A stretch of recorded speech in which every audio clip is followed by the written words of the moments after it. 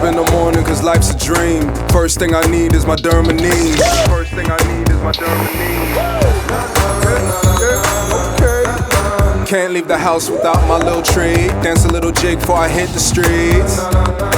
Throw on my fit and I cannot lose. Saffron oil and I feel brand new. Saffron oil and I feel brand new. Conquer the world cause I'm beautiful. I do no wrong cause I'm beautiful. And life is a song cause it's beautiful. And I'm dancing along cause I'm beautiful, yeah. The Maniche is the best in nature.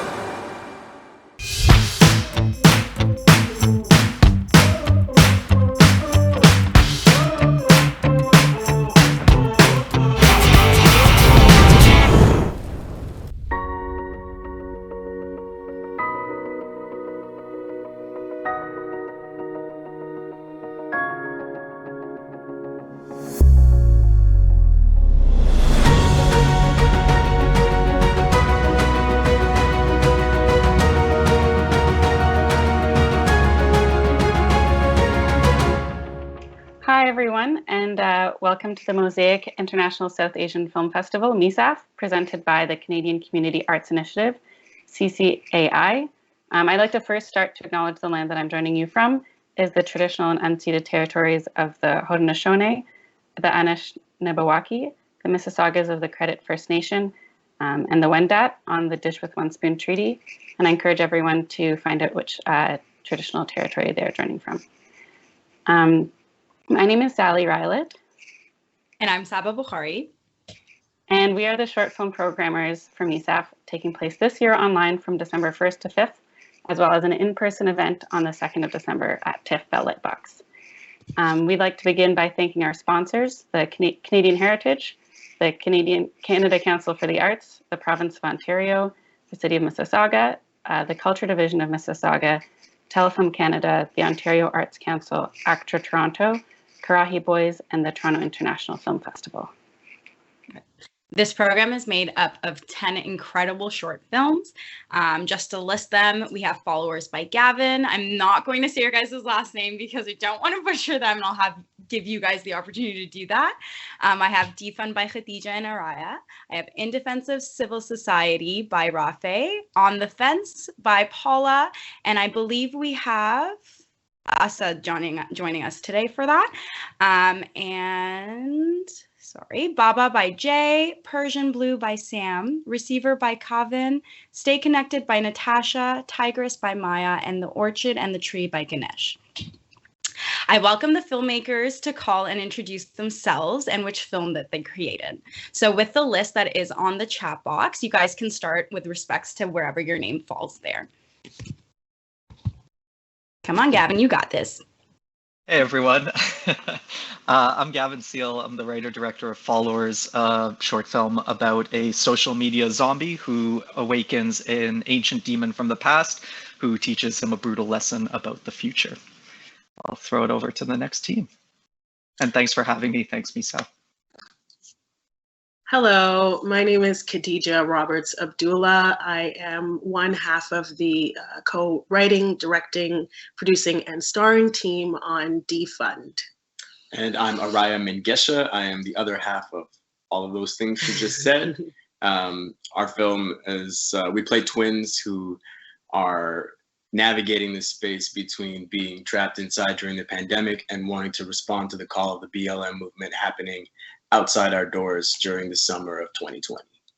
Hello, my name is Rafi Mahmood. I'm the director, co-writer of In Defense of Civil Society, and it's about how governments are the biggest terrorists in the world. It's a comedy. Hello, hi, I am Assad, and I'm the creative producer of On the Fence, and I'm also representing Paula Nerdumando, the director of On the Fence. On the Fence is a poetic coming-of-age documentary which follows conversations between a multicultural film crew and the struggle with cultural identity in the diaspora. Hi guys, I'm Natasha Krishnan. I'm the writer, director, producer, and starring in the film Stay Connected. The very talented Prasanna is the cinematographer, and he did the visual effects for the film. Stay Connected is about a girl who wants to have a heartfelt conversation with the universe and just know what's happening during these really unusual times. It's kind of set in a dystopian setting. Yeah, and I'm Prasanna Paul, as Natasha said. I'm the cinematographer of this wonderful project. Yeah. Perfect. Thank you guys so much. So we are actually just going to dive right into it. I'll start with the questions. And sorry, Sally, are we going in the same order? Yeah, and then I'll go the opposite. Okay, perfect. All right. Just give me 1 second. So I know all these themes have like a collective kind of, they all scream like us in COVID and all these things that kind of came into light when we were all in COVID starting 2019. I know it started for me early in March of 2020. So it was so fun to kind of watch all these different things that I personally felt in my time in separation with society, and having people actually create those things and having the same feelings. It was really nice to kind of know that you guys were going through the exact same things that we think about too, especially with all the protests and the movements and stuff. So with that, I'm going to dive into all these questions because they can kind of relate to all your films too. So with Gavin, the first question that I do want to ask you is, what was your drive behind making this specific film? Thanks, Saba. So so my film follows essentially a character who has screen addiction. He is a personification of my social media profile. Unfortunately, this character who you're now seeing on screen is like the worst version of myself. He's like a social douche who's just seeking validation. And through the fable of this short film, we follow him as he's completely ambivalent to all the horrors, the dangers that are literally following him. And so it's something actually I was working on. We shot the weekend just before lockdown.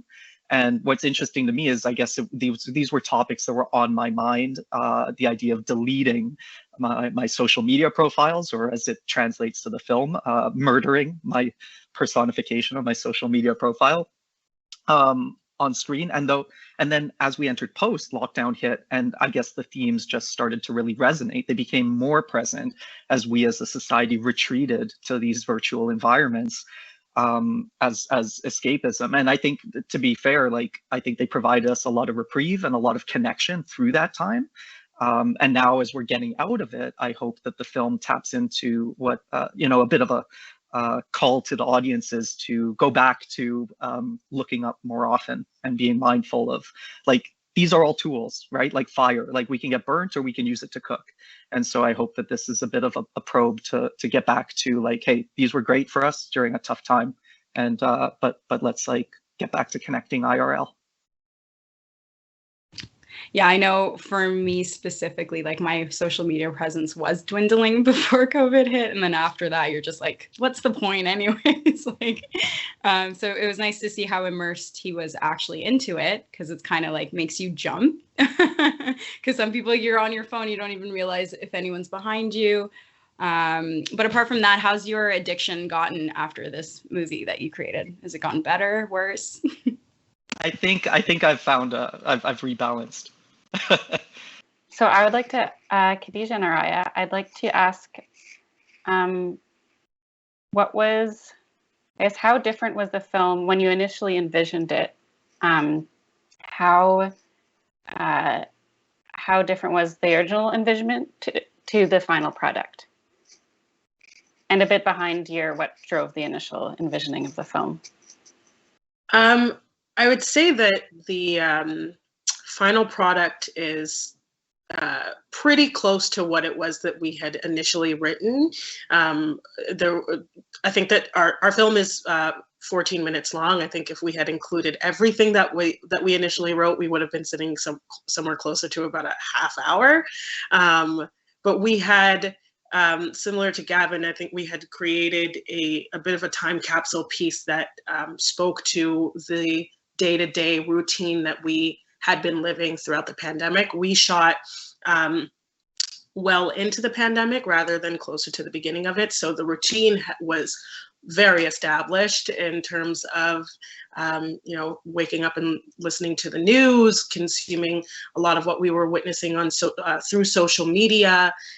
So when it got to what we were going to write about, we knew that we wanted it to be reflective of the day-to-day as well as the emotional response to what it was that we had been witnessing on social media. Mm-hmm. Yeah, and our sort of the process of making this was, it started by way of an offer that had come through a collaborator of Khadijah's and a friend of Khadijah's who had reached out while away from the city, basically saying that they had Jay Stevens, who's our DP and our editor, saying that they had a skill set and equipment and wanted to offer those up as a way of it's like a form of allyship and opening up space for any kind of storytelling that Khadijah may have wanted to tell. And then Khadijah turned to me, because we're roommates, we've been living together for like 4.5 years, and asked if, you know, I wanted to do something. And essentially we had the 3 weeks between that offer and when Jay was coming back to see if, you know, we could come up with, well, just to see what we wanted to say. And our script was essentially done in that 3-week period of time. And we were shooting about a month and a half later. So the process of actually making the film was quite quick. And because it's so sourced from just our experiences of the pandemic, and we had been living through it, like Khadijah said, for a few months at that point, we had a whole lot of story to offer. Yeah, it does really, watching it really takes me right back to that moment in June, July 2020. And just a quick follow-up question, since it is, so much has happened in the BLF movement since then, could you reflect on kind of the last, I guess, year and a half since then? That's a bit of a loaded question. Yeah, I mean, it's a bit unfortunate to say that a lot of what we were trying to articulate in regards to the Black Lives Matter movement, we're still living through today. There are moments in the film where our characters come out of their respective bedrooms with their phones in their hands, eager to share some information that they've just learned about online. And that was happening in our household up until like a couple days ago with those 2 really high profile cases that I'm sure a lot of us have been following. So the reality is that, again, it is unfortunately still relevant in a very, very pervasive way. Yeah, and that we're seeing there are ways in which we're seeing some accountability. 2 of the people that are named in our film, all of the people that were involved in their deaths this week, Ahmaud Arbery and Elijah McClain, have been charged, have been like actually found guilty and are being sentenced. It comes on the heels of the Kyle Rittenhouse and all the controversy around that, and this continuing conversation of how the justice system works. These are like American stories, but they're just as prevalent, and we're still waiting to see what happens with some of the people named in our film that are Canadian. It's an ongoing, like Khadijah said, unfortunately, this is not something that's going to be less relevant in the near future. As much as we hope it would be, but you know. Yeah, it's a long journey. Yeah, definitely. Well, your film definitely gives us a lot to think about. Over to you, Saba. Yeah, I just want to add to, I absolutely adore that film, just because like it gave you a safe space to think the way that you wanted to, and without being like, maybe I'm not being, too understanding. But no, sometimes you got to get angry yourself, and protest is the peaceful way for it to happen. So yeah, thank you for that. We are going to Rafe. All right. So I just wanted to ask you, in regards to your short, what roadblocks did you face when you were starting out specifically with this one? Oh man, there were a lot. For one, we were going to tackle this idea. Well, the whole idea in general was like for America to look at itself in a way that America looks at itself in the face, and the idea was like having moved so many times across the world and coming to America, it was the sense of national pride, like the American dream that everyone is promised. You learn is a lie, but then everyone who lives here, you know, still believes in it, and they think that like the world, that they are doing so good around the world, you know. And it's just like so funny to me, really, you know, just like the ridiculousness of that. And so the idea was, I didn't want to hit too hard on the head. The idea was that like governments are biggest terrorists because, you know, like politics don't rule people, you know, people rule politics, and, you know, laws and rules change all the time. Currently, something like what Network was saying in the 70s, which is like corporations rule the world. And they were saying that in the 70s, you know, and nothing has changed since then. It's only gotten worse and worse and worse. So the whole idea was we want to make a whole farce about any society really that looks at itself and, you know, wants to argue about like domestic problems that are happening as well. But like, you know, while they're talking about like whether like, for example, like homosexual people should be allowed to get married, like you're going to go bomb countries all across the world, you know, and then fight about like domestic problems over here, you know, and have like the whole facade, you know, like in England, the law courts, like they still wear like those wigs, you know, but then like the LGBT fashion is completely discriminated against. So it's like, well, what, like it's not a catch-22. It's a hypocrisy of life, you know? Yeah, like it's accepted in one aspect and it's denied in another, basically. Correct. You know, so that the biggest struggle was how to find hilarity in that. It gave me very much Monty Python vibes. So I am, yeah. So you did come across with that because it is a hard topic to talk about, and I agree with you because there's so many opinions surrounding it. So when you do put a comedic aspect on top of it, it kind of makes everything less serious and more.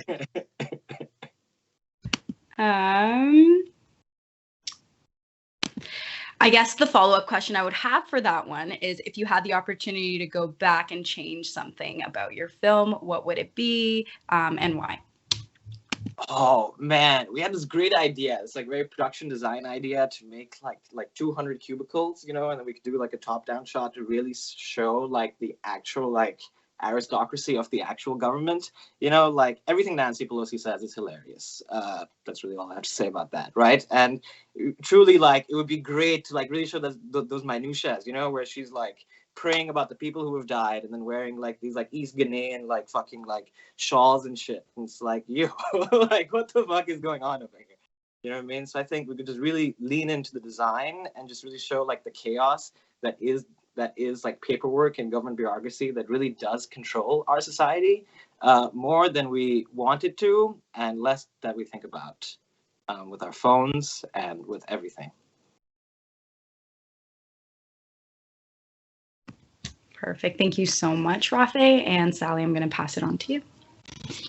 Thanks, Saba. So I'm going to go over to Asad, and I want to ask you about the concept of the film and how I really loved the visuals of having the projected video with the speakers sitting sideways in front of it. Could you talk a bit more about that concept and how it tied in with the overall concept of the film? Sure, yeah, okay. Well, okay, so I'm also filling in for Paula, who's not here, but the concept really started with Paula, so our film was a student film in school, and she kind of started the summer before, like, kind of writing pieces together, slowly interviewing some of her peers on I guess, I believe, a feeling that she felt that was coming up in her life, and she was just trying to, like, figure it out, and essentially once the film went through, as soon as I heard the pitch, like, every light in my body like lit up and I resonated and I was like, whoa, it's not just me. So I immediately kind of resonated to it. And then we worked really hard on kind of, I guess, shaping the whole narrative of the film and kind of working on that together.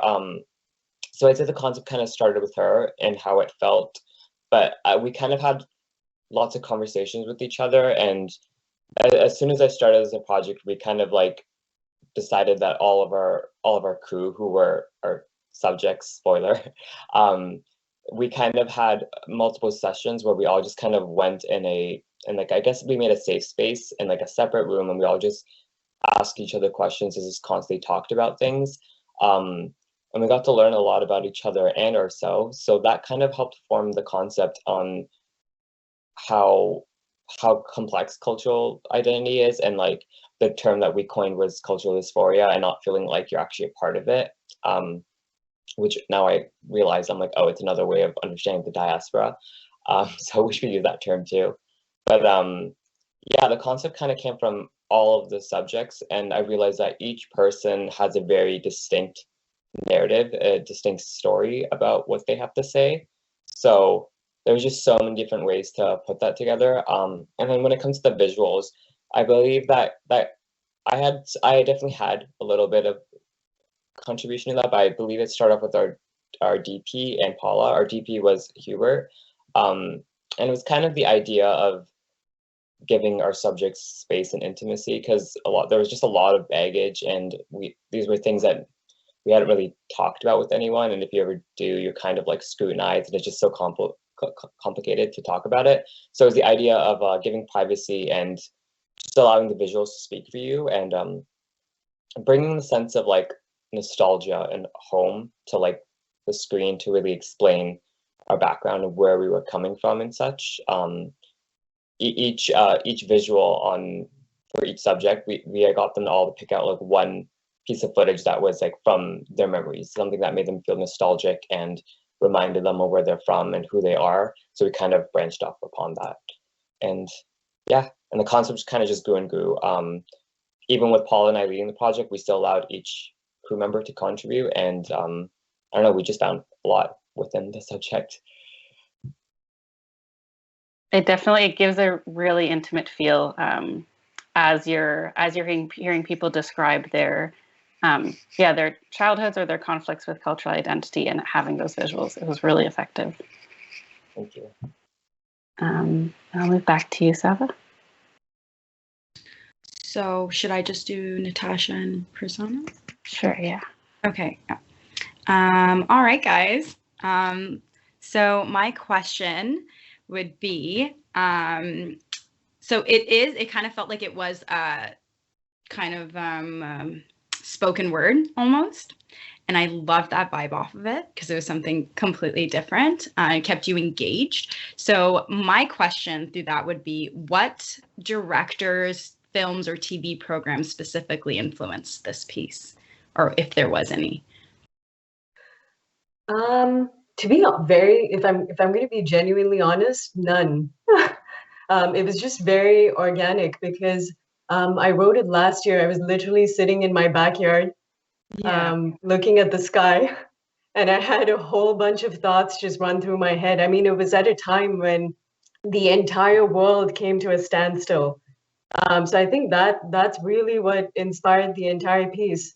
I had so many questions. I was like, why are we in this current state? Is it because there's so many vibrations at stake? Are we asking for too much? Are we taking too much? Are we not thankful enough? Or do we want control all the time? It was just so many questions. And I think that's all those thoughts were running through my head, and I literally just wrote it down. And then I reached out to Prasanna because we had actually worked on a music video in the past.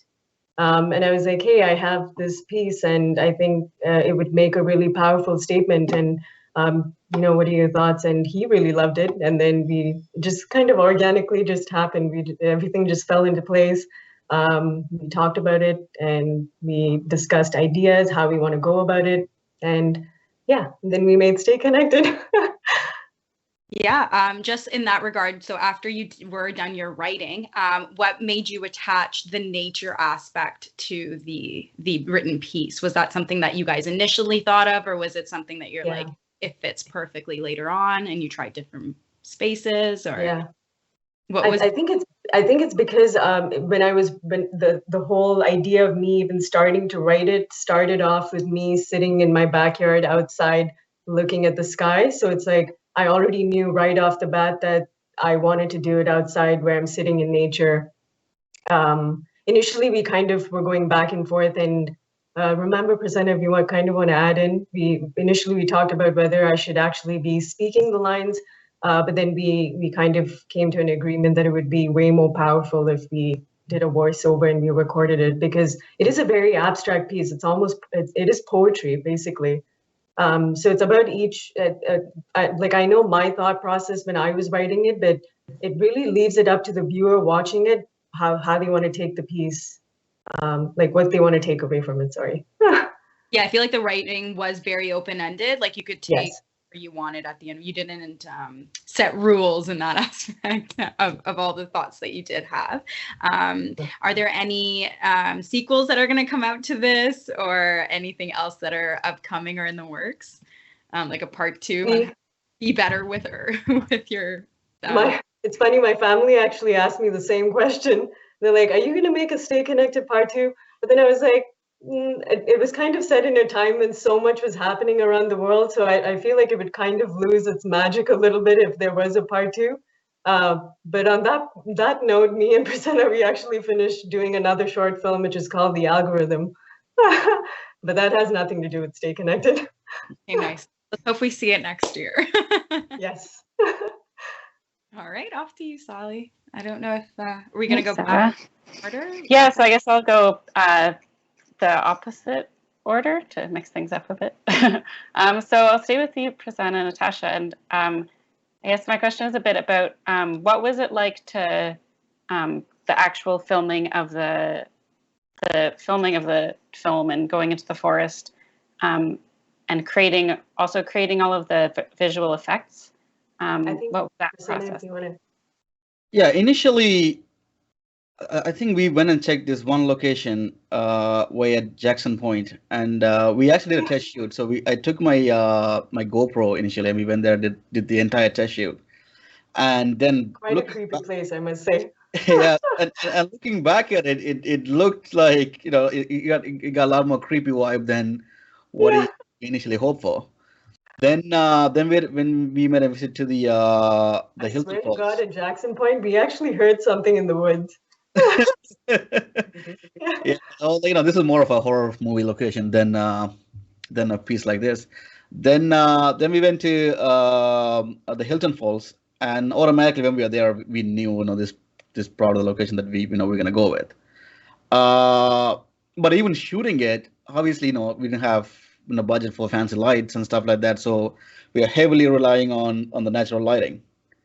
And yeah, we this yeah, is crazy. yeah, we had some mini lights to sort of, you know, fill in, but like predominantly I was sort of banking on the natural lighting. And one of the thing that was a concern was there's one part in the movie where you know, there's a shift where she, you know, from talking to nature, and the entire movie sort of become darker in sense. It's the second half of the film when the whole question comes up about the vibrations at stake and why the universe is the universe out of balance. And I was literally just sitting there and going through the entire spoken word, the thoughts in my head, and yeah, sorry, Prasanna, go first. No, I was gonna say that. So the idea was, you know, obviously right now the entire scene is, you know, brightly and well lit. Then when that happened, it gotta become darker. So clearly we don't have control over lights. We only have multiple lights, and then we are shooting it, and I don't know what happened. Right in the exact same moment when she had to deliver the point, the cloud sort of moved over the sun, and organically the entire place just became darker. So that part in the film where you actually see the cloudiness is natural. It's not effects. Yeah. It was a full-on sunny day without a single cloud in the sky. Yeah. And right when we get to the part, organically clouds start moving in and cover the sun, and it happened in the exact same moment too. Yeah. It was insane. And when we called cut, we were like, what just happened? That was one of my friend. He was helping out. I was like, nobody moves, keep rolling. There was just three of us on set. It was me, Prasanna, and the other guy who was the first AC. And literally, when I asked that question in my head, because when I was acting it, I was actually asking the questions in my head.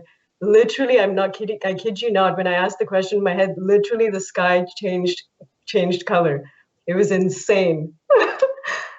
But yeah, it is crazy. I know in bigger, you know, movie sets, they actually do track the clouds and see where the light's gonna be. But for us to sort of happen organically in that exact same moment, I think it was pretty fascinating to see, and we were able to capture all of that in camera and sort of without doing any post work.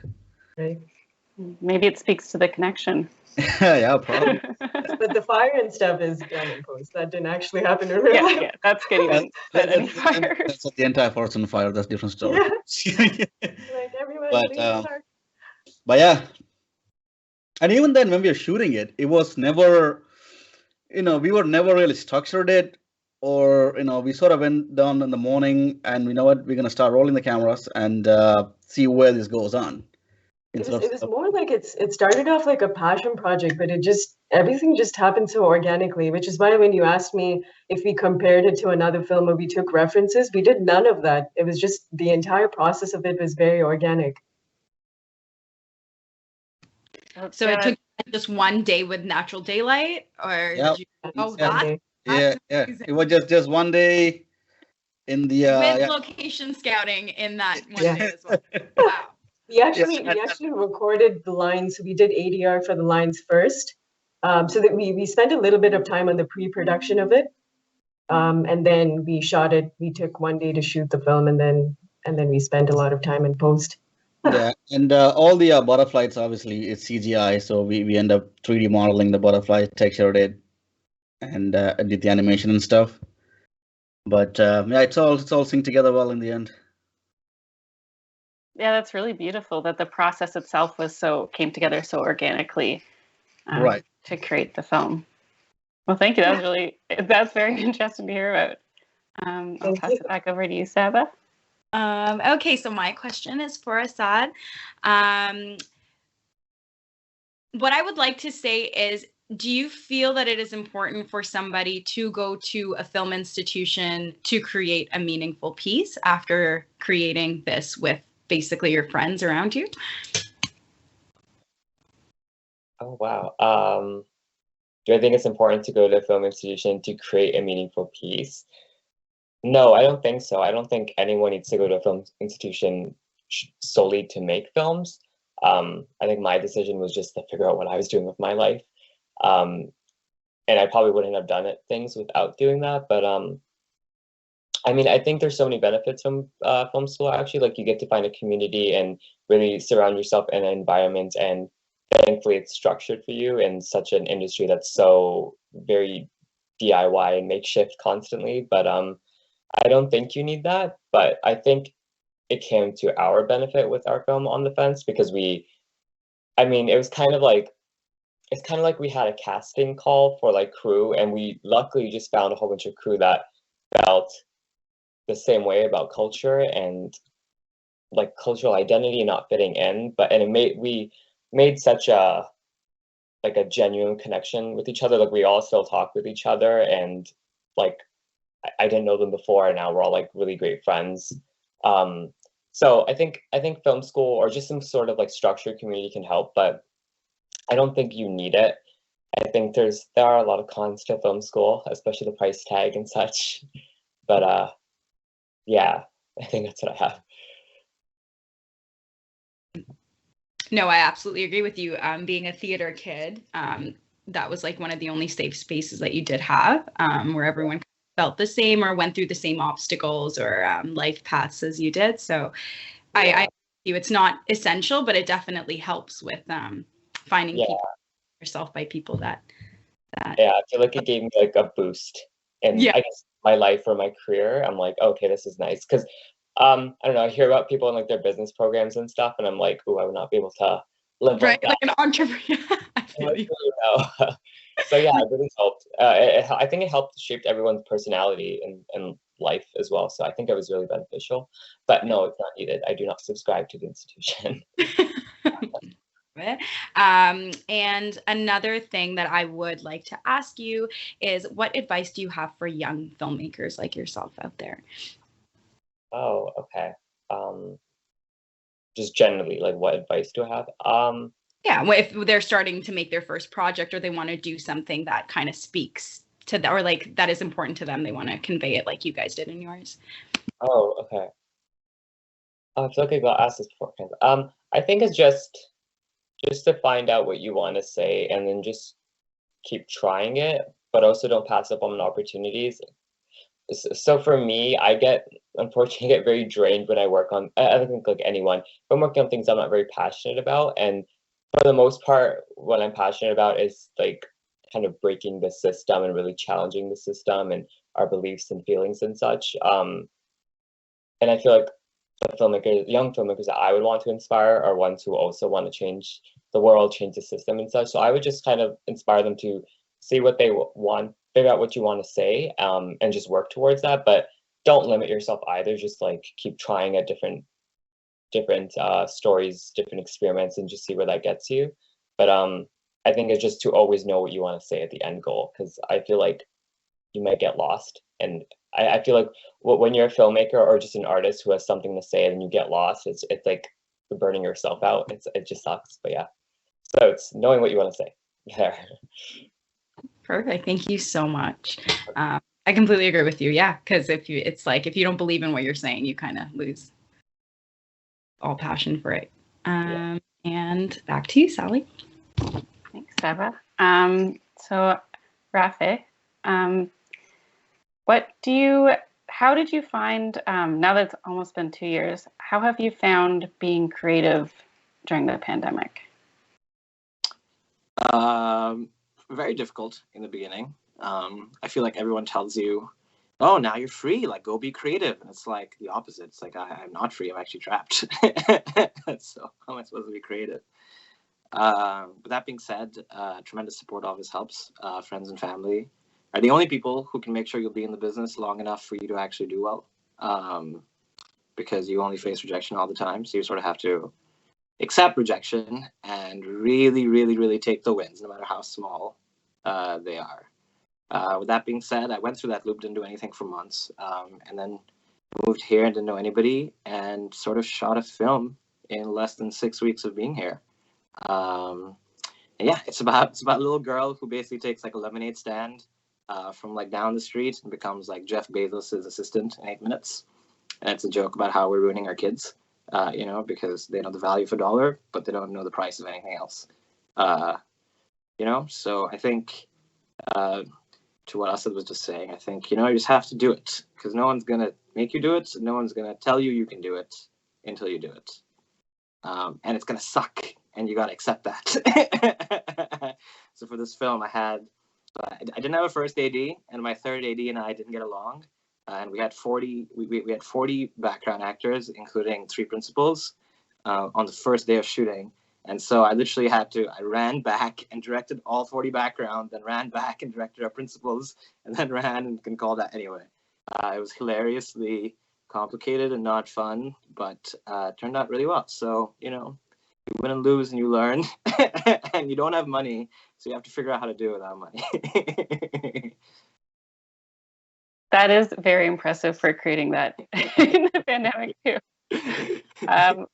That sounds like a really interesting concept, and obviously on a similar theme as in Defense of Civil Society in terms of, government and control and, corporate influence on society. And if you were, and I hope we see that film for MISAFF next year. And just a follow-up question too, on what was the most challenging and your favorite part of creating In Defense of Civil Society? Okay, so the most challenging thing was trying to get this feel of wanting to feel like I wanted to mimic like the 60s, the way Hollywood loves to sort of like masturbate itself to what it looks like, and to the idea of oldness, nostalgia, you know what I mean? Like, so for example, in Lemonade Idea, just a segment, like school buses haven't changed in like 100 years. So it's a really easy way for me to do, this is 2021, but look, a school bus, so it could be any time. And what we were trying to do with an office space, especially with a closed one, like now Google and all these companies have this huge facade of new office spaces. Look, there's a window, look outside. You can't go there, but look at it and be happy. Look more. Anyway, so we're trying to find like very cubicles, and we had like no money, And we just got really lucky. I was working at Panavision at the time, and I made best friends with the building manager. And there was a real estate company going out of business, and they were throwing out everything. And I literally just swooped in being like, I'll give you $500 if you give me this for a weekend. And he essentially laughed at me, being like, that goes for $4,000 a day. And I was like, yup, but I got $500. So what do you want? It's not doing anything. Anyway, so like all the cubicles were there, and I had to I made best friends with the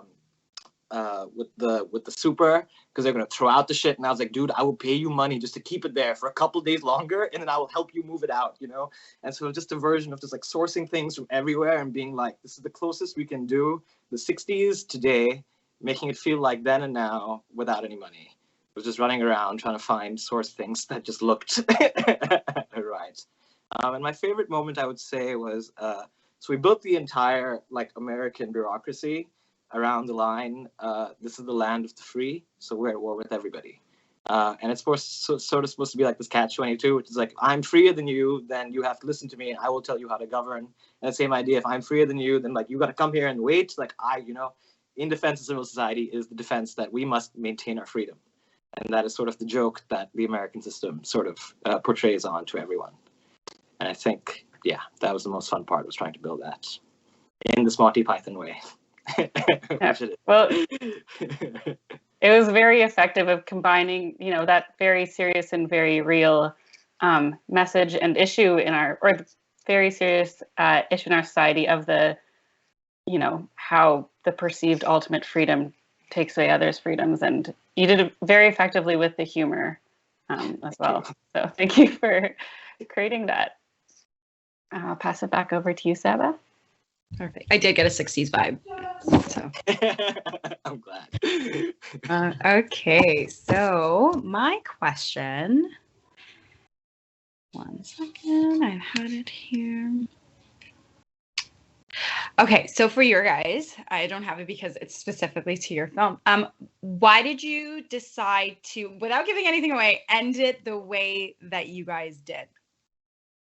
Because towards the end, I know you guys are outside, and it turns a little bit confusing where, like, as a person yourself, like, you have thought of it, everything, and now when it's time for action, you kind of get lost, and you guys both look at each other and you're like, wait, what are we trying to say again? So what was the reasoning to end it there and like that? I think part of the reasoning starts with the moment that the twins are confronted by a perspective that's different from what they believe is a shared perspective between the two of them. So when the twins come upon this displaced individual in the park, played by Anand Rajaram,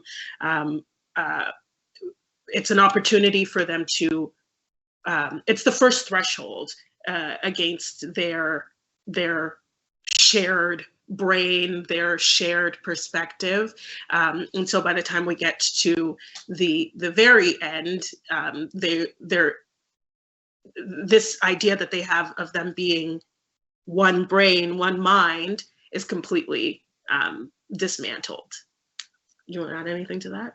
Yeah, it's basically just an extension of what Khadija just said, which is that it was important for us to show that like people in a movement are not a monolith, particularly to us as like a Black community, we're not a monolith, but the inclusion of others that may have a similar feeling or trajectory or hope for change does not mean that everyone's always going to be aligned exactly, that our beliefs are going to be able to fit perfectly. That our ability, and that just because we have separation or differing opinions or see the path forward maybe slightly differently or maybe very differently, does not mean that we can't still be in alignment, that we can't still be working towards the same end. And that, we don't offer up any necessary answers as to like how we all link arms, but that we take steps forward together, I think is where we wanted to leave things. And, that's up to the individual and where they stand to decide where they sit in the spectrum of all that. Yeah, I loved how, because like even as me, like you do second guess yourself, and that makes so much sense because you guys are thinking like one brain and you have somebody to kind of battle that conversation with. I loved how it was executed because it was so subtle, and towards the end too, that you're just like, wait, what happened? And yeah, living with people in the same household, I feel even with my family, it's the same thing. Like you get like so built up on this one idea that you don't really have another opinion kind of rebutting it. So yeah, I really, really absolutely loved everything about it. And are you guys going to be making more pieces that are in the same theme as this with the BLM movement, or are you guys thinking about anything else upcoming? I think all of our work will probably sit somewhere in the spectrum of what aligns with BLM movements just by nature of who we are. Yeah. I just want to say one other thing about the previous question. I think it's also an examination of our echo chambers, in ways in which echo chambers are not actually conversations. And so it's very easy to just think that you're thinking the same thing as other people if you're not actually in discourse and challenging each other. You're absolutely right. Yeah, I didn't think about it that way. Yeah. Yeah, I just thought of it that way. Yeah, as far as what we're making next, we partnered up on this one. This is our first project together. We both have like our respective projects, but I know we'll end up collaborating again. Yeah, I'm excited to see more coming from the both of you. Thank you so much for that too. Thank you. Perfect. Off to you, Sally, for the last one. Thanks, Seva. And yeah, I just want to add to that. I like how after that discussion, how the final text was kind of talking about how even though we're still figuring out, obviously defunding is such a complex event, but the first step is just making an action. I thought that was a really great way to segue into or leave an ending for that. So over to you, Gavin.